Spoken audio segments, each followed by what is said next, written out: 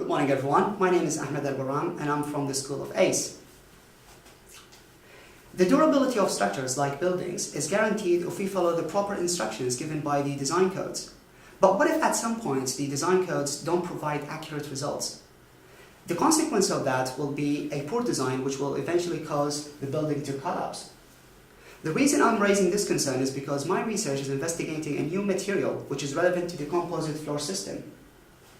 The composite floor system involves steel beam and concrete floor connected to each other by multiple bolts, as you can see in this figure.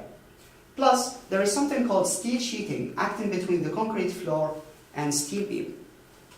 The most common steel sheeting used in practice comes with 60 mm or 80 mm deep, but the depth of the new steel sheeting comes with 146 mm, which is obviously twice in depth compared to the common shapes.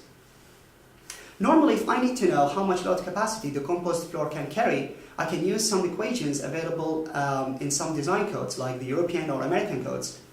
But the problem is that those equations were made since the 70s of the last century and were developed based on the common shape of these profile sheeting, where the depth doesn't exceed 80 mm.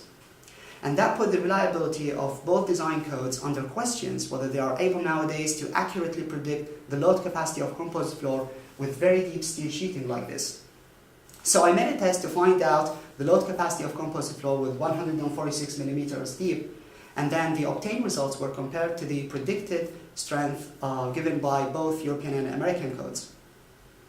Unfortunately, I found that both American and European codes are not safe for this purpose. As you can see in this figure, the European code underestimated the load capacity while the American code overestimated the load capacity. And most of the results, as you can see, are far away from the best fit line where the result becomes closer. That means if we follow this untrusted design, then the composite floor will likely collapse. So there was a need to develop more effective and up-to-date equations to avoid this collapse scenario. And I've been able to develop new equations in my research, taking into account all the sizes of steel sheeting from 60 mm up to 146 mm. The significance of my proposed equation is that they're more able than both European and American codes in predicting the load capacity of composite floor, as you can see in this figure, compared to the first one. So, in conclusion, the message of my research is that both European and American codes are not safe to be used for the composite floor system, and my research is providing an alternative and safer solution with more accurate equations. Thank you.